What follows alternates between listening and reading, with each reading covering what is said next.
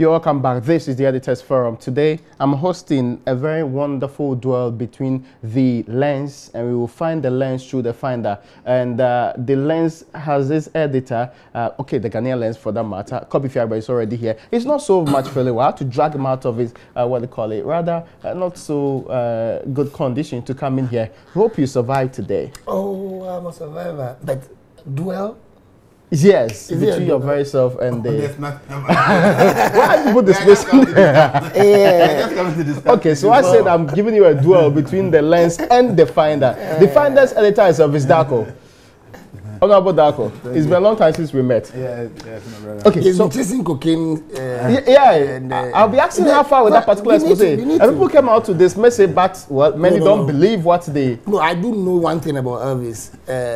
We may be on the other side, or opposing sides of the political divide, but the truth is that, like me, once he's pursuing something, he's diligent in it. And I know one thing about him, that he will not put out anything that he doesn't believe is the truth. So I believe there is something in that story. You think that it was cocaine? No, I believe so. There was no bags of rice that were missing? No, Elvis, do you think it was bags of rice that was missing? Oh no, for me, for the story I've done, if those who really took time to read the really entire story, that, leaves you with any doubt about there's something wrong somewhere. Something that they know what those who have read it knows what happened. The customs officer came out denying the first instance, later on turned around to admit that indeed. Actually, I think that something has happened. It was on news file that he actually admitted that the because speech, of that. Later on, the interviews gave up a very big loophole in the engagements there. They are doing investigations. So, but what's the I know that they are doing investigations, and soon something is going to come up on the issue. That's what I know. I'm still following up. It's not the issue I've left. I'm still on it, so I know that something is coming up. It's not as if I'm taking over your show or anything, but you see, for me, this was one of the topics that we wanted to discuss. Yeah, this is so worrisome. It is his credibility vouching part that you brought in this matter, but I just want you to alert you that this was not part of the issue. No, I agree. For me, this is so disturbing because we have the history of a limping man going on board a ship to take away 77 parcels of cocaine. And in fact, it was not until there was a change in government that the limping man was even arrested and dealt with according to law in the first place. You understand? And we now have a situation where we also have had times where cocaines have turned into other substances under the control. So it's a very important cocaine. We are not discussing cocaine. Let's do this topic. When we do the further probing, the issues will come up and we'll continue to deal with it. Kobe, thank you so much. So I have to move on. Now, I'm not running away, but that's not the topic we are here for. Actually discussing the point is that I get your point. Yeah, so let's we are moving on. When it comes back, we'll continue with it. No. In the course of this particular week, we were ashamed as a state. We were actually worried for many, but some said it was hypocritical because we, for a very long time, have been lawless in our thinking and our actions. He was maimed, chased, stoned, and all of the things that the Bible prohibited to be used against people, even then, were done to him. He was finally killed, the police say, around 10:30 a.m. on the 29th of April. I'm talking about May specifically. This is Captain Adams Muhammad then.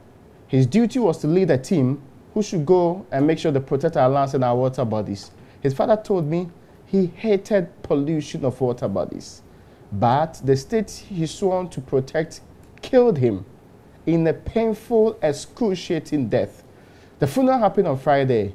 They still sat on Saturday to receive some people too.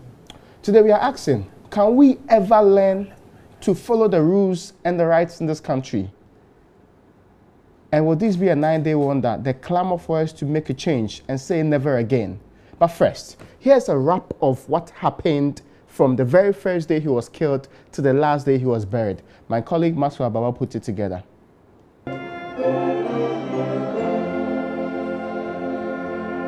It is an unsmiling moment here on the ground at the forecourt of the State House.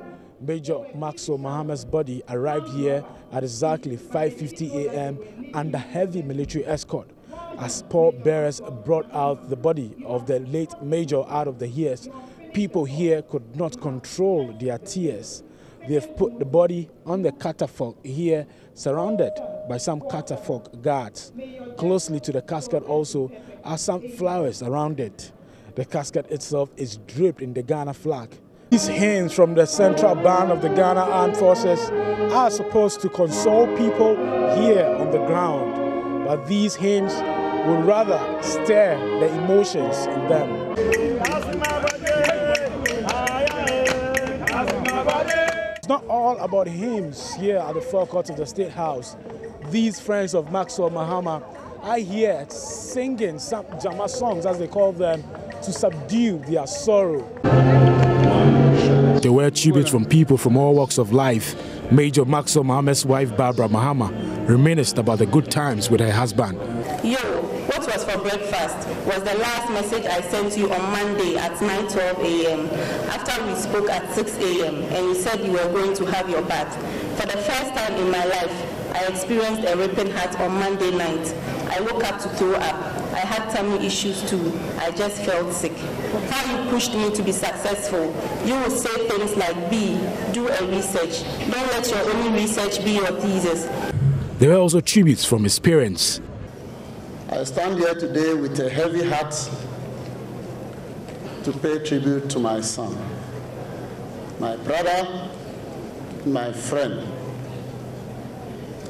because these are all what Major Maxwell Adam Mahama was to me. This relationship started right from his birth because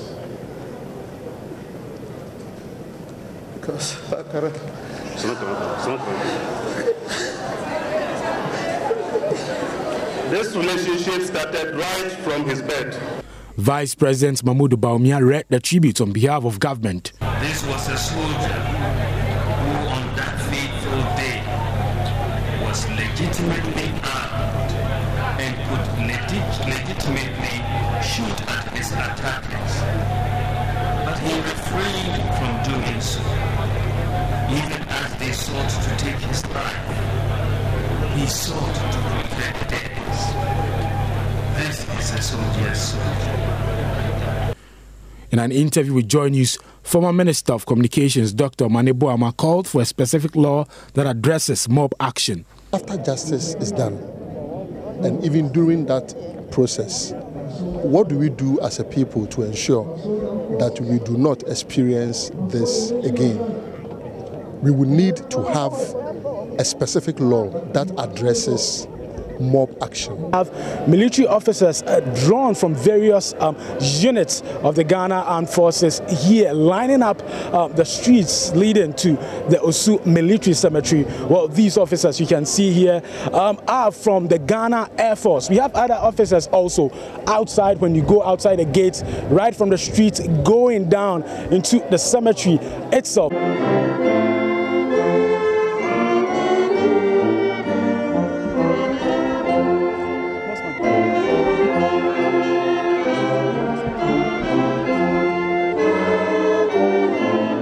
Sometime in the evening of May 29, news started filtering through about the lynching of a military captain at Dentroboase in the central region.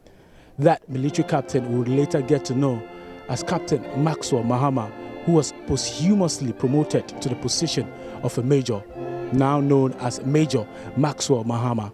But we are currently here at the Osu Military Cemetery, and this would be the final resting place of Major Maxwell Mahama.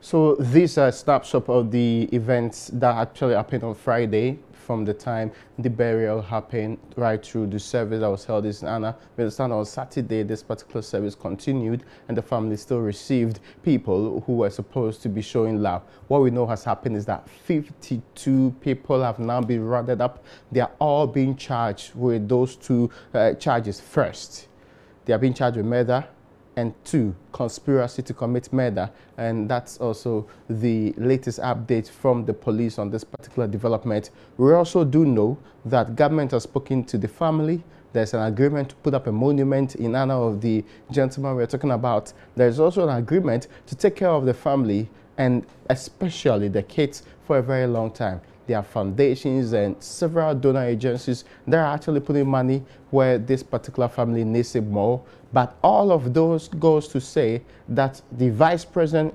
certainly captured it. We are sorry to the gentleman and his family for doing this to him, and we will do what we can as retribution, which may not even be enough. But let me come straight to my guest here in the studio. It happened 2 weeks ago. Just around this time, the gentleman was still leading his team. The next day, he had died, a death, circumstances surrounding which we are still unraveling currently. First and foremost, if you push your minds back to the last 2 weeks, gentlemen, are you convinced that we are resolved now to make mob justice a thing of the past? Let me start with you, Elvis. Well, to say that we have resolved to make mob justice a thing of the past, I don't think that we can conclude for now. Because actions speak louder than words. And for now, emotions are high, and we are all making statements and speaking. For me, it's the actions that will follow to make sure that mob justice is nipped in the bud. For me, that is the most critical thing, because in this country, most of the time things happen, we all condemn it, we say it's not the best, it shouldn't have happened, and then the next moment you realize that the laws are not applied and the same circumstances repeat themselves. So for me, I cannot sit here and say that we have resolved as a nation to by word, yes, but by action, what do we do? I am happy that this afternoon I was just reading on one of the news portals that in the case of the alleged old lady, the alleged witch who was also lynched somewhere in the north, at least 63 people have also been rounded up for prosecution. For me, it's important that some of these things, we should not just let it be.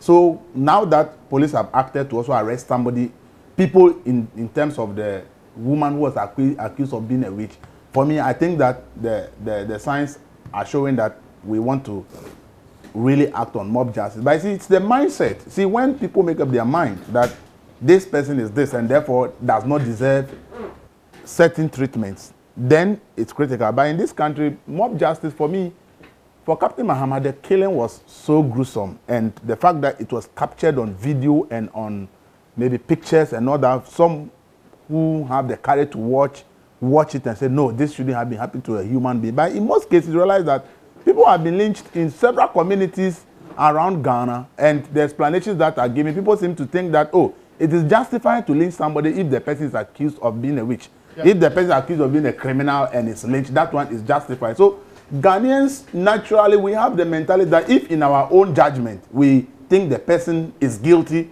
of an offense, we think that the person deserves a punishment, and therefore if the person is lynched, we shouldn't have it. So in all over Ghana, most communities, talk to people, you know that they have witnessed one person being lynched in one way or the other. But at the end of the day, there will be this understanding that, oh, after all, he committed a crime. He was caught in the act. So if he's lynched, that is the wages of his sin. For me, I think that we are a country of law. We have laws governing us.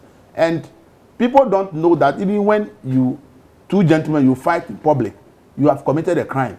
But I got to know that it's a crime because the only fight that is acceptable under law is boxing. When you are a boxer and you have a license to fight, that is the only way you are allowed to fight. So even if you are two gentlemen, you fight in public, police has every right to arrest you because you have engaged in an illegal fight. So for me, once we want the security agents to be more proactive in dealing with some of these issues, we also need to let society understand that so long as we have agreed to be a society of laws, then we should understand that no matter the challenges that we are having with the legal or the justice delivery system, we should still live by the law. We shouldn't say because is that excuse tenable? I mean, and I've heard so many people say that the people, when they are arrested, the police do not do thorough investigation. They let them go at the least opportunity, and we don't get successful prosecution. That's the more reason why we tend to exact our own form of justice. I mean, does that make sense to you? It is not justifiable, but you see, we are a human institution.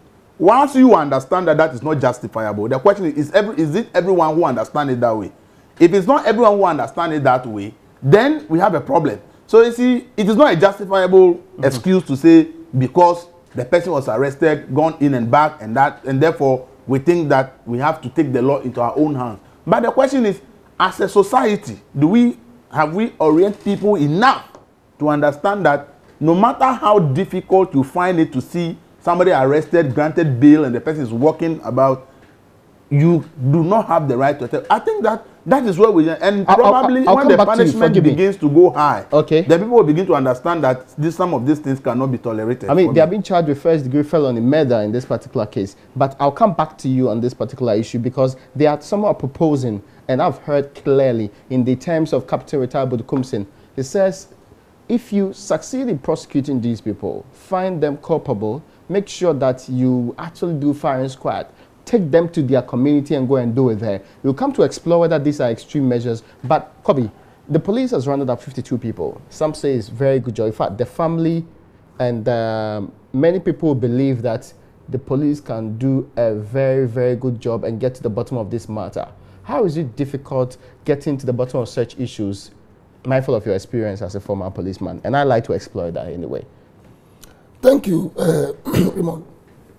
My only fear is when you go step back a little bit and you take this mob situation with regards to the Delta Force invasion of the Circuit Court at Kumasi, and you come to the realization that after some time we came back and said we are entering another procedure because we do not we not think that there is enough evidence to pin them to the crime.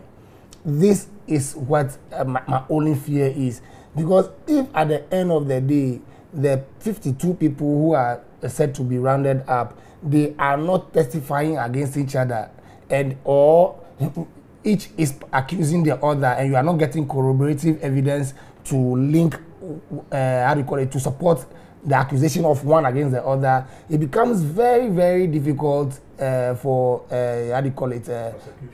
prosecution and to gain conviction. And so, but I do know that if the police are given a free hand, no political interference, nothing, that they should do a professional job. Even if the IGP is an expert at cover-up, he will not be able to succeed. Okay. You understand? I get you. Because the gentlemen who are the investigators on the ground, I know most of them, and I know how thorough they are when it comes to going through investigations and all that. So for me, that is my only fear, that we will not allow political interference. And that started initially.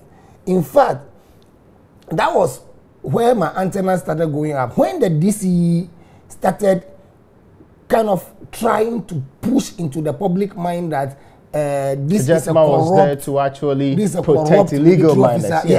Corrupt military officer who had come. Yes, he may have been killed, and it is wrong. But let's remember that he's a corrupt officer who had come there to pursue illegal.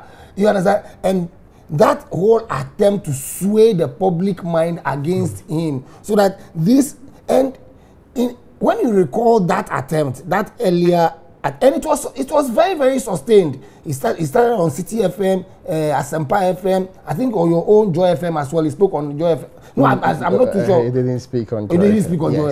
Okay. But in fact, we wanted to give the opportunity to speak. At the time, we actually were in the position to speak to him. He had been asked to shut up.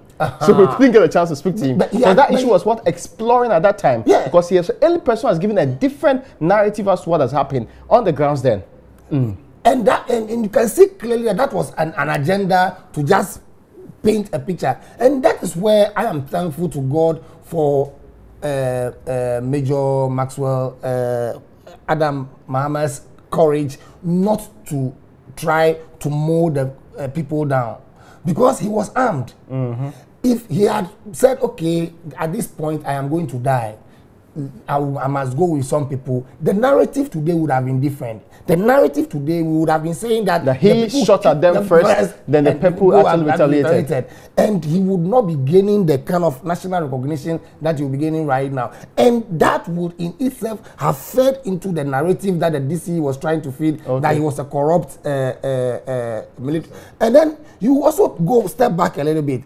a week or two prior to that, the Lands and Natural Resources Minister had come out to say that there are military officers who are actually in the in the business of aiding Galamsey. In fact, he encountered some of them in Kumasi, very good, which became the popular discussion. Again, that encounter itself was found to be an yes, you encountered soldiers, but they were there on official duty.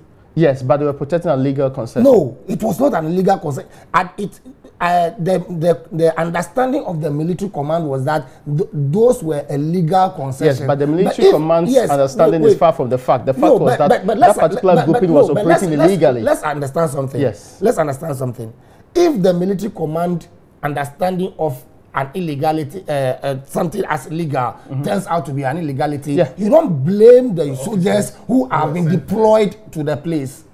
You understand? But they didn't deploy themselves. They didn't deploy themselves. There's an authority. But sorry, on the face of it, the only thing that can come to a conclusion on is that this is an illegal operation. Military men are actually working on an illegal operation. You see, let's so you are saying that they should rather blame the people who deployed them. The moment you feed into the public mind that this soldier is involved in guiding Galamsey, it means the soldier is on a sole mission. He is not being sent by the state. And once you are deployed by your officers, you are sent by the state. So if the state itself finds that, oh, after we have deployed these people, what the operation that we have deployed them to go and guard is an illegal activity, the state should have withdrawn them. You understand? And I'm saying that that narrative by the minister in itself fed into the public mind. And that would be why the DCE would take that position and try to push Captain Mama into the public mind as an how do you call it, a rogue soldier. But how do you combine these two? This DC at no point in time gave you an indication that it was because of the minister's comments. No, you don't understand. You cannot take those things out of the vacuum. There is a connectivity. Really? Unless you don't want to see. Elvis, do you get that?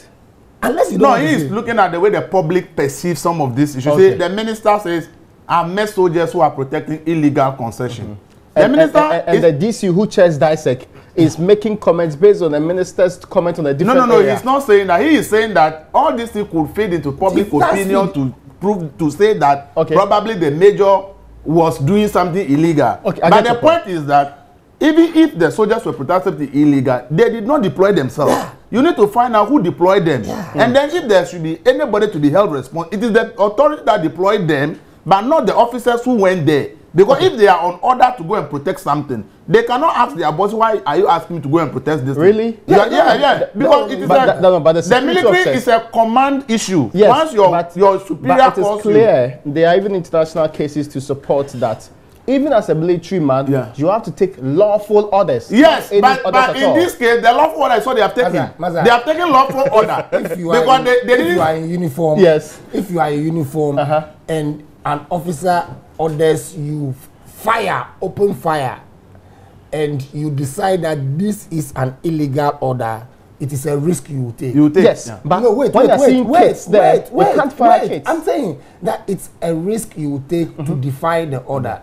Because at the end of the day, if you come back and you are court-martialed, it is most likely that the officer's position will be upheld, that he is in command at the time and he looked at the dangers and realized that, look, yes, there may be kids at the time, but the greater risk is there was somebody carrying a bomb among the people there.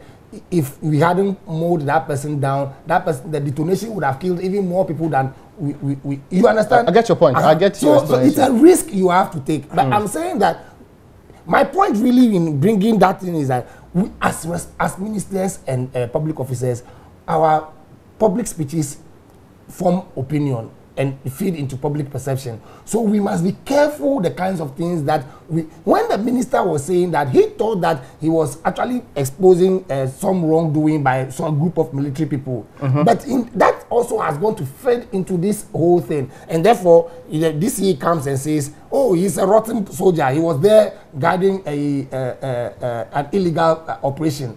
You understand? And this is where we are. I'm saying that if that narrative had not been there, the DCE wouldn't have felt I get your point. And the DCE, the way, if you listen to the tone with which he spoke, you realize that he's already speaking from a background of having something against the military even being in that community in the first place.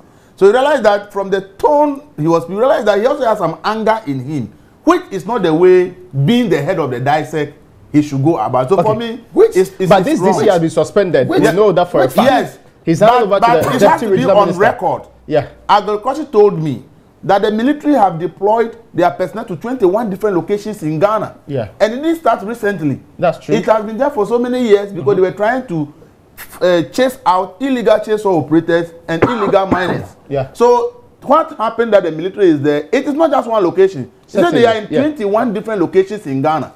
So if you come to office as a fresh person, it's not everything you'll be able to know immediately. So if certain things come up, it will be advisable that you do a lot of consultations to know exactly how come the people are even there. This community, the mining concession, I'm told, you know that the Lands Enforcement gave them a license. That the one they said they are mining in the forest reserve in that particular community that this incident happened. Yes, we also understand that some of these licenses have either expired or some of them are actually but this one is valid. The of that yes, so all those things need to be established before accusations are made. See, that is the problem I have with the minister. Look, we all agree that. Okay, so one point I need to establish is that what we are looking at is lessons after this particular event. Of course. These issues have actually been covered prior. And how? So I want us not to dwell on that consistently. No, how these things connect into feeding into a certain perception. Look, when you take the DC's commentary and posturing after the event, it feeds into the speculation that Captain Mahama may have been lured from base. I'm sure you've heard those speculations. Yeah. I have no basis of establishing those ones, yeah. But the fact is that those speculations are there and it is still in the public mind.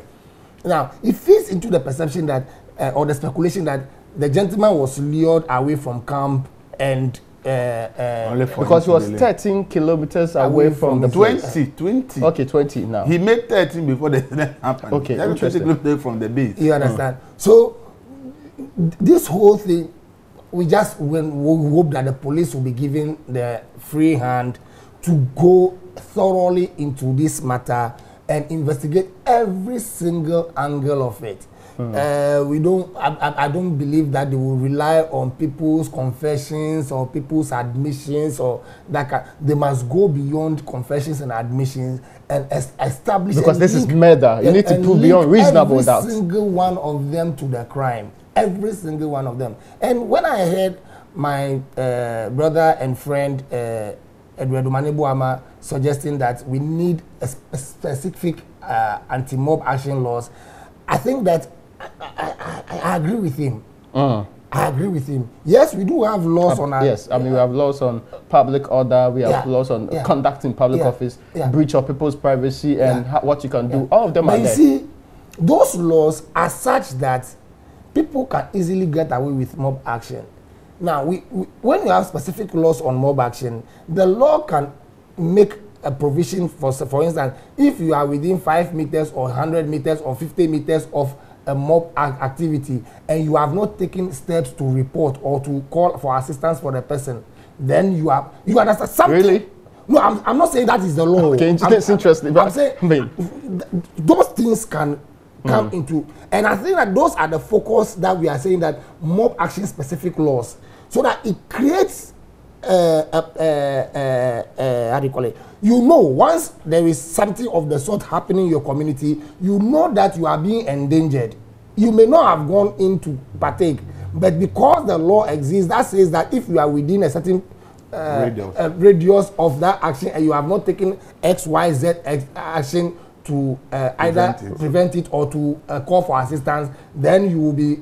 So people would feel that you can't let this happen. That path and actually help deal with the matter. So do you think that's a good thing? I think that this... No, that's a good thing. And even beyond that, you see, now Captain Mahama, because of the nature of what happened, at least the state said they want to set up a trust fund for his family.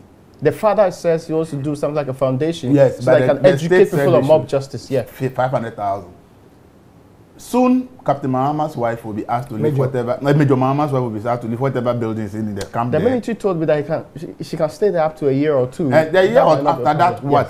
You see, and that's where the bigger picture should come. People in service. when they fall or they are engaged, they have problems. What is there for them? Today it is Captain Mahama. It's a major issue, so we all agree that he deserves. I like that. Today is Captain Mahama, but it's a major issue. It's a major. That's interesting. It's a major. Yeah. So the state has set up a fund. Yeah. What about others? The police officer who was shot on the same day that this news broke, that he was protecting passengers in a bus. Yes, what happened? He was shot by his own colleagues. His own colleagues. What set up a fund for him? I just read yesterday on one of the portals that the police administration was there and they gave the family 10,000 cedis. Is that the end? Because that policeman has died and my left behind family. That's an interesting question. We need to look beyond this and say, look, if somebody is in public service, is in service of the state, and this thing happened, let's put strategy. We'll do A, B, C, D for the person. In 2014, I did a story about the police. As at that time, there were over 200 police officers who were maimed, injured, or got an accident in line of duty. Whether they were shot by armed robbers, whether they were motor riders or had an accident. And the service itself really did not have anything to give them. They were supposed to apply for what we call the workman compensation policy. And when they applied to the police service operative, they went to Aegis department. As at 2014 that I was doing that story, there were over 200 officers on the list. And then when the list got to the Aegis department, to get the reply is a problem.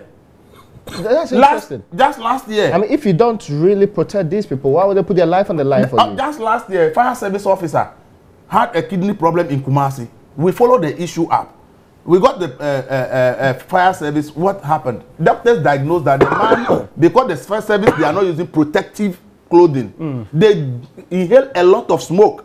So most of the fire service officers now, they are all having terminal illnesses. The state is not interested. This man is dead by now. Is dead. He needed $45,000 to go to India to have a kidney transplant. He can't afford. So we couldn't raise his own colleagues were contributing money for him to go for dialysis every week. When we took the matter up and went to the chief fire officer, let me read what he said that is interesting. He said, there are many other fire officers with terminal disease in the service and wondered why the paper was particularly interested in Mr. Esel's case. Seriously? This is the reply the chief fire officer gave the finder for following up what the service is doing for the man.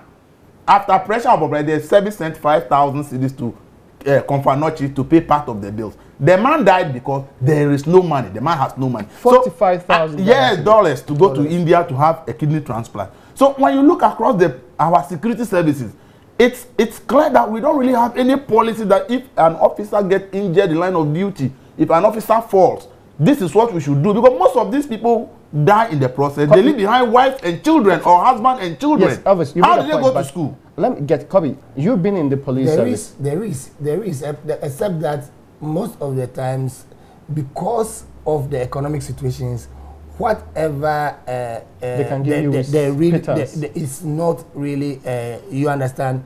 So the important thing is that people should be taken care of. Policy is good, and the how do you call it, the rates that have been, because of the current economic situation, it's such that by the end of the day, when the amount is mentioned to you in relation to how much you really need to for your healthcare needs, you will see that. But it's a human life you're talking about. Somebody who died serving the nation. And the only way you can tell others to do the same for the state is to show that you can actually. And the fire service man died saving the nation by inhaling smoke because the state failed to provide the protective clothing. I'm not providing. And the fire officer is admitting that many of his officers are in the same situation. And he's rather concerned you're interested in one. Only one. I see. So that at the end of the day, the policy is that you are entitled to X, meanwhile you need Y to go for your medical treatment. You understand? Now, between the X and the Y, the shortfall between the X and the Y, who provides it? That is where I think that, like you said, it's a human thing. It is not about the policy on paper and that kind of. But then again, it comes down to the economy. You understand what I'm talking about? So that is it. But the interesting one I find is this: the policeman who was shot by his colleagues in the Long Yes. Do you know that the initial report was also trying to cover up? You see? The initial report was trying to make it look like he was shot by armed robbers. Yeah, that's the impression they created at first. Yes. The initial, and some of us had to step in and said no, because we were in touch with some of the people on the ground and realized that no, it was a mistaken identity. A mistaken identity. You understand? And I don't think that, 10,000 Ghana cedis, 100 million is a tidy, it will not be able to do the funeral. It's a tidy sum of money to make a donation. But it is not the kind of money that will encourage another policeman to say that if there is a gunshot happening, I'm going to be a hero. You understand? I get you. How am I going to put... I have kids in school. Yes. I have wife to take care of. Yes. Maybe I have even an aging mother or aging father whose only source of livelihood is me. And so I've seen my colleague fall, and this is the manner you have treated him. Why should I also go and endanger my life? You understand? I get you. So we need to do a lot more and I think that the police service should take a cue from what has happened to Captain Mahama. I don't know how that happened to him. What happened as a result of his death, where foundations are being set up. They should set up something in the name of the young man and for his kids, for his education trust fund. Otherwise, those kids will tomorrow become vagabonds, and then we'll say police pose greater threat to the state. Police former they are vagabonds. That's what they say. Yeah, that's what they say. I see. So can't we have a situation where if the wife of the officer or the husband is alive, okay, the salary of the officer should continue to go to the husband or the family for the kids to be taken care of. Or can't we say, let's take care of the Look, sorry, but I spoke to some of the women and some people. They said there's little to support them. There is. So hold on. Forgive me. He says he has live examples of people who says there's very little or no support for these people. I'm telling you. When you die in the line of duty, you have not been sacked. It is as if you have gone on pension or retirement. You have not been sacked. You have not been terminated. So for a number of years, it works as if you are the way you are exiting the system. Okay. So there is, except that you get your gratuities. You may say that it is not enough. If you say that, I will agree with you. But you cannot say it doesn't. No. What is there is the number of years you have served before you are dying. Okay. So the gratuity ends at the number of years you have served, and that's what they pay to your family, and that is it. It's not that it continues something. But can we have a system? Forgive me, Elvis. Can we have a system where the state will continuously pay the benefactors until? No, for me, what is important, if the person has children, can't the state take care of the children so at least to a first degree, maybe to a first degree level? That is why the police service. I can speak for the police service. Has a welfare scheme that members of the service contribute. How much is it to? No, I mean, it may not, like I said, everything depends on the economic situation. It may look good on paper, but if you take it to the market, what can it do? You understand? So, but then those welfare schemes, my understanding when I was in the system was that it was supposed to help provide for situations like this, not give you cash, but take care of your your responsibilities as you are gone. I don't know how well that fund is operational. If I have not even gone for my contribution. Yes, then that's it. Because if you see people who have lost either husbands or wives who are police officers and they tell you the story, I don't even know how much it's not. I'm sure it's going to be not good news at all. So for me, it's about time we take cue from what we have done for our brother Major Mahama. And spread it to all others so that the spirit that people can serve and die for the nation will be entrenched. And for them, they are dying even out of robbery, somebody going to attack an armed robber and this may even help people who feel that they have to be corrupt and secure the families to actually so that even in my absence, my family will be taken care of. And in the line of for the fire service, for them, they are not even being protected by government by providing the kind of apparatus they need, and they end up breathing dangerous fumes when they go to put off fire, and at the end of the day they get kidney diseases, and at the end of the day the person can't take care of himself. I should be happy he's laying the blame on the doorstep of government, but I'm not going to be happy.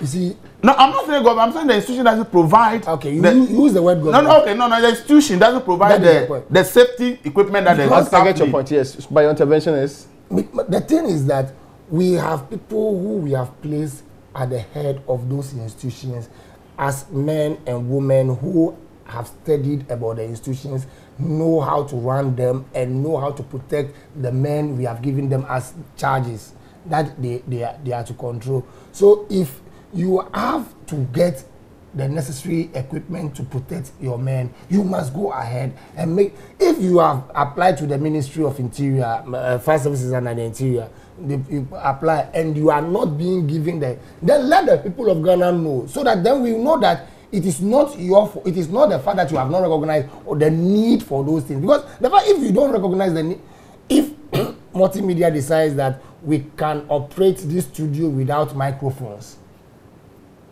right? And you also think that no, we cannot operate this studio without microphone, you have to let Kosechum know. If Kosechum decides that no, we can't. So you are saying that it's because the people in the service have not reported to the appropriate authority for there to be action on this? No, he is talking about their leaders in the institutions who must be held responsible for doing their work. That's the thing. Yes, and it is true. For instance, for fire service, where in this country where they said they went and bought clothing which was $1 million, not that it was a gift and they were used condoms and all that. That case, as we speak, who has been prosecuted as we speak? That's also true. And it was under Ahmad Sorogo that this incident happened. Who has been prosecuted? So you see, for people to put, they say a nation that doesn't honor its heroes is not worth dying for. If we see service personnel, people who are putting their life in line for the state, yet when an incident happens to them, they cannot get the kind of support they need, then I don't think that we are a country that is saying that more people or the young man should put themselves up to these services themselves in those and also situations. Sacrifice for the I nation. think that we should take a cue from this, make sure that once we have a fund for captain, major, what about the other institutions? Can we say so we should institutionalize it so something that should become for all the I get you, Elvis, but there's also one proposal, and this actually came from the Captain retired Budukumsen. Was how to make sure that there's a lasting impression on all Ghanaians about how this issue ought to be dealt with. First, Kojo Oponkroma proposed that televise their prosecution in courts. Then Captain Major Kumsi says, if they are successfully prosecuted and you find them guilty of murder, please, we have the ultimate punishment on, what they call it, penal books. Implement that, but in a very special way. Do it in the way that firing squad is done in their community. Too harsh, Elvis, you think? No, that's what I mean. As a Christian, I would never advise any president to sign the death warrant of anybody that is convicted. Let the person rot in the prison. When the person dies, is dead. But for me personally, our civilian governments have been very hesitant. Yes, I would never advise any president to sign a death warrant for somebody to be shot. How about the deterrence part? For me, I won't do that. The deterrence part. The deterrence part. The deterrence. Yeah. For the deterrence is to first the person to know that your father or your mother or your uncle is rotting in someone for the rest of their life. You can't see the person again. Okay. Because the people will see those who will go to jail anyway, and they will never see them in the community again. But so they can be reformed and given pardon along the line. By who? When you are condemned to death, if you are sentenced to death, who is going to give you the pardon? That's why I say I will not advise that you take somebody to firing square and shoot, because this is life. And the Bible says it is only God who gives life, the only God who must take life. So for me as a Christian, I will not. But I will also not advise that you should pardon that person from jail. You should rot in the jail and die I see. there. So killing yourself is more devastating than letting him die on his own. But Kobe, which one do you agree? An interesting concept from Elvis. I mean, like, okay, so which is more, for me, which is more tedious? Being kept in jail. So I want us to look at it from the perspective of the deterrence part. I'm looking at it from the Christianity part that he brought in. Me rotting away in jail, or me being given power one shot and I'm dead and gone. Which one would I prefer? I think I would prefer that would be more Christian for me. A single shot. Yes, that would be more Christian, humane for me than being left to rot in jail and with all the guilt and all the mental agony over the years. That is even more wicked than just the single shot, at least to my view. In my view. You remember the Kofin Chito incident? I don't know if you remember Kofin Chito. Yes, I remember. Do you know what happened after the uncle This is Sefi we are talking about. Yeah. It is not about Sefi. It's about how the incident. Sorry, but you see, that incident gave Sefi a very bad name. You don't get the way people will believe that the people of Dencho Boasi will get a very bad name after this incident. Oh, after which incident? The point I'm making is that Kofi Chinto was killed by his uncle. For ritual purposes. After he was tried, convicted, the firing squad took place in Sefi. Oh, okay. That's the point I'm making. Oh, okay. So there's evidence, and there's supporting evidence. There's no evidence, a precedent. Precedent to this. Yeah. You understand? The uncle was actually executed in Sefi. And at the time, ritual murder was something that was on the rise. Yeah, there were reports of it virtually all the time. This kid is missing, this person has gone missing. But soon after that, it didn't die out completely. But then you realize that, no, a certain impact had been made. You understand? So I can understand where Captain Budukumsi is coming from. That we've had this Kofi Chinto example that has calmed down with regards to ritual murders and all those things. So perhaps with this... But would it not be too quick to say that merely because we did the execution, others took a key from that and there are that is why I said that is why I use the how do you call it? It appears to be all that. I wasn't being conclusive on it because if I have not done any study on it to show that connect these two events in there. But then you can also not dismiss the fact that soon after that we started to see a certain reduction in reported cases of missing childs and all those kind of things. So I can understand where Captain Budukumsi is coming from. But you see, while at the moment we are angry, we are hurt, we are disappointed at Dencho Boasi, are we trying to inflict even more scars on the psyche of the youth of the town? Because already they are scarred. Those who are not even involved, those matters have been connected in any way to this case. Already they are scarred. There's if you know, the psychologists will tell you that post-trauma, whatever.